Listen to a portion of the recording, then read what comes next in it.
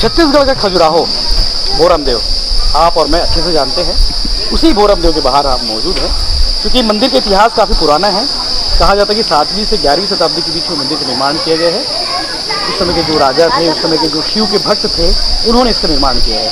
बहुत कुछ कही अनकही कहानी है, कई रहस्य है। और मंदिर के प्रधान जो पुजारी हैं पंडित आशीष जी हमारे साथ मौजूद हैं।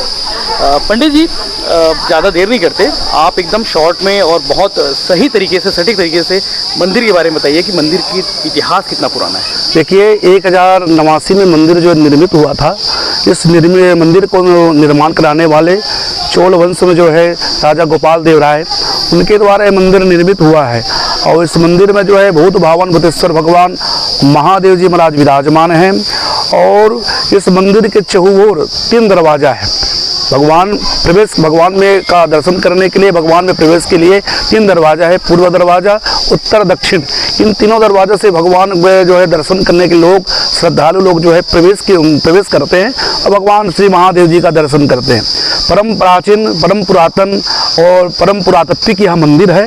इस मंदिर में जो है जो भी भक्तगण आते हैं, जो भी कामना करते हैं, जो भी भगवान से मन्नत करते हैं, अभिलाषा करते हैं, बिल्कुल भगवान महादेव की कृपा से, आशीर्वाद से उनकी सभी कामनाएं, इच्छाएं जो है पूर्ण होती है। इसमें कोई भी संदेह करने की बात नहीं है। तो बहुत सारे चमत्कार, बहुत सारी कहानी है। जी जी जी, तो सब जानते ही हैं। जी, एक आध चमत्कार, एक आध कहानी आप बताइए ना, जो हमारे दर्शकों को शायद ना पता हो।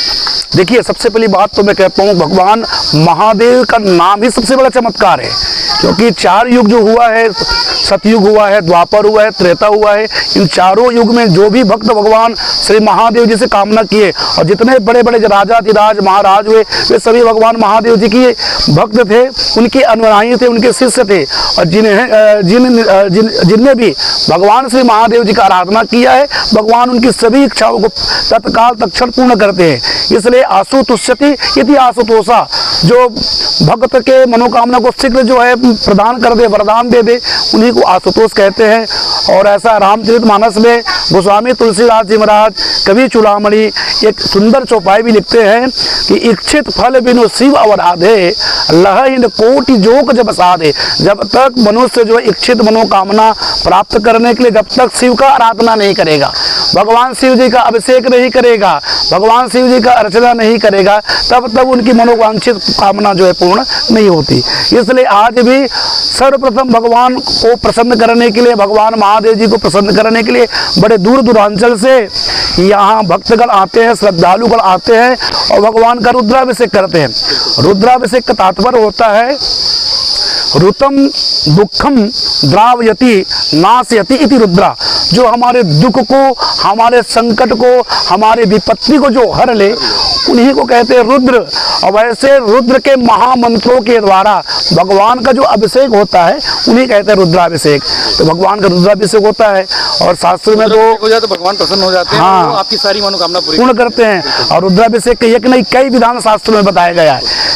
पंडित जी, आप मंदिर के बारे में थोड़ा बताइए, आइए ना, वहाँ पे चलते चलते बात करते हैं। और मंदिर के स्ट्रक्चर जो है चूँकि काफ़ी ऐतिहासिक है और प्राचीन है, तो ये मंदिरों में जो शैली हम देख पा रहे हैं, कई में देवी देवता भी हैं, गणेश जी भी हैं, और ये सब क्या क्या मुद्रा में है, ये भी बताइए। देखिए, ऐसा है कि ये जो आप देख रहे हैं, दर्शन कर रहे हैं, मंदिर में प्राचीन प्रतिमाएं इस पर निर्मित है। प्राचीन प्रतिमा जो है खुदेरी गई है। इसका कारण यह है कि हमारे मंदिर के चहुओर जो हमारे सनातनियों का 10 अवतार प्रमुख है, उन 10 अवतारों के इसमें चित्रण किया गया है। साथ साथ में जो है काम मूर्तियाँ भी हैं। इसका तात्पर्य यह होता है, यह सिद्ध होता है कि गीता के 17वें अध्याय में भगवान कहते हैं कि हे अर्जुन, नरक का 3 दरवाजा है, कामा, क्रोधा तथा लोभा, तस्मात् एतम त्रयम त्यजेत। कि जब तक मनुष्य काम का परित्याग नहीं करेगा, क्रोध का परित्याग नहीं करेगा और लोभ का परित्याग नहीं करेगा, तब तक वह गर्भगृह में जा करके भगवान महादेव जी का दर्शन नहीं कर पाएगा। ये प्रधान कारण है। प्राशिष में देखिए, भगवान श्री महादेव जी के, भोरम देव जी के जो है दाएं साइड में जो है अनंत बलवंत श्री हनुमंत लाल जी महाराज है जी। कहते हैं ना, दुनिया के जितने संकट है, उन सबके संकट को दूर करने वाले अगर कोई है तो भगवान संकट मोचन वीर बजरंगबली। ये वाला मंदिर ये भगवान बूढ़ा महादेव जी है। बूढ़ा महादेव के तात्पर्य है कि जिनके घर परिवार में संतान होता नहीं है, वे लोग यहाँ आते हैं और भगवान से कामना करके भगवान शिव जी को जो है गोदी में उठा करके रखते हैं और बिल्कुल उनकी कामना पूर्ण होती है। बुढ़ादेव वैसे भी कुल देवता भी है छत्तीसगढ़ में, यहाँ जी माना जी जाता है। और मंदिर अभी जीर्ण शीर्ण अवस्था में है, मतलब इसका रिनोवेशन वगैरह का कुछ प्लान नहीं। देखिए क्या है, ये भोरमदेव मंदिर जो है पूरा तात्विक मंदिर है। जब तक उनके आदेश के द्वारा यहाँ कुछ भी नहीं हो पाता। पूरा तत्व विभाग, हाँ, पूरा तत्व के अंतर्गत में है। एक ईंट भी, एक जी जी जी जी जी जी जी जी उनके आदेश के बिना यहाँ कुछ नहीं हो पाता। और जस्ट बुल्हा महादेव जी के बगल में देख रहे हैं आद्य शक्ति राज राजेश्वरी भगवती से चामुंडा मैया जी है। और माता जी के सामीप्य में सानिध्य में जो है भगवान काल भैरव जी महाराज विद्यमान है, महाकाल। अच्छा, अभी भीड़ बढ़ी होगी, कोविड 2 साल हाँ लोग नहीं आ रहे थे, अब लोग आ रहे होंगे, महाशिवरात्रि बाद भी देखिए। जी जी जी जी कितने लोग आ रहे हैं? देखिए अब क्या है, 2 साल तो जो है भगवान से सभी दूर में थे। भगवान के पास में पहुंचने के लिए, भगवान के सन्निकट में पहुंचने के लिए जो है कोविड के नाम से, इस महामारी के नाम से जो है मंदिर भी बंद था। इसलिए जो है आम जनमानस भगवान के द्वार तक नहीं पहुंच पाए थे। अब जो है कोरोना वायरस धीरे धीरे अब समापन की ओर समाप्त हो गया कृपा आशीर्वाद से। तो जो आम श्रद्धालु भगवान के दर्शन के लिए, अभिषेक के लिए बिल्कुल आ रहे हैं। एक आध कोई चमत्कार बताइए ना, कोई कहानी बताइए, आपको कोई श्रद्धालु आके बताया हो कि महाराज मेरे ऐसी विपत्ति थी, वो दूर महादेव ने कर दी। हालांकि बहुत सारी कोई कहानी नहीं। देखिए ऐसा है कि चमत्कार ये है कि यहाँ पे वो जितने भी श्रद्धालु आए उनके सबके ऊपर चमत्कार ही हुआ है। हाँ, और भगवान, एक तो माता जी आई थी अपने प्रॉपर भिलाई से, वो अभिषेक करने के लिए बैठी थी अंदर में, उनको हम पूजा करा रहे थे। और दैवश घर में उनके परिवार में संतान नहीं था, इस बात की जानकारी हमको भी नहीं था। तो जो है उसी कामना को लेकर भगवान श्री महादेव जी का अभिषेक कर रही थी।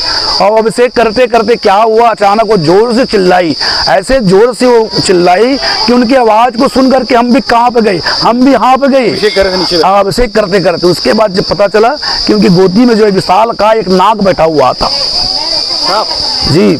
और उसके बाद फिर उस दंपति के गोदी में, उसके बाद वहां से जो है जब चिल्लाई ना, तो हम लोग भी उड़ गए, जितने श्रद्धालु थे वहां आसपास सभी डर गए। किसी को कुछ नहीं किया साहब ने?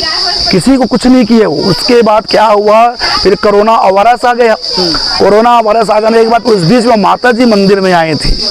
और मंदिर में जब आई तो अकेली नहीं थी, साथ में पति भी थे, साथ में पुत्र रत्न को लेकर के वो आई थी।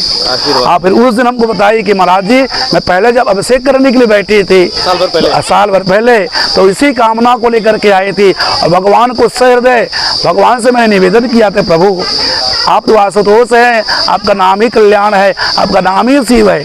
तो मेरे घर में, मेरे परिवार में जो है मेरे द्वारा एक भी संतान नहीं है, ये मेरी इच्छा मनोकामना को आप पूर्ण कीजिए। तो भगवान नाग के रूप में गोदी में आए और 1 साल के अंतर्गत उनके बेटे बन करके, ये चमत्कार है। लोग आते हैं, हम भी आए हैं, मांगने आए, कुछ भगवान भोलेनाथ से कृपा वो करने आए हैं। तो चलिए ठीक है। मंदिर के बारे में और कुछ विशेष जानकारी जो छूट रही हो, ऐसा कोई बात नहीं? ऐसा कोई बात नहीं, सारी चीजें आ गई। जी जी ठीक है। इस तरह के बाकी अपडेट्स और बाकी खबरों से बने रहेंगे देखते भिलाई टाइम्स। और मंदिर को लेकर हमने कोशिश की पंडित जी से बात करने की, प्रधान पंडित जी हैं, अगर आप भी आना चाहते हैं, आपकी मनोकामना है, क्योंकि भोरमदेव के बारे में कुछ नई चीज़ नहीं है, सब आपको पता है, हम भी जानते हैं, जो पंडित जी ने बताई वो चीज़ आपको पता भी है। तो आइए चले आइए भोले के द्वार पर। कोविड का दौर खत्म हो चुका है, कुछ सुरक्षा के जो जरूरी इंतजाम है, सावधानी है, उनको आपको बरतना पड़ेगा मंदिर के पैसेज में, क्योंकि भीड़ नहीं करनी है। पंडित जी भीड़ अभी नहीं होती ज़्यादा, इस सिस्टम के साथ अंदर जाने दिया जाता है। ठीक है।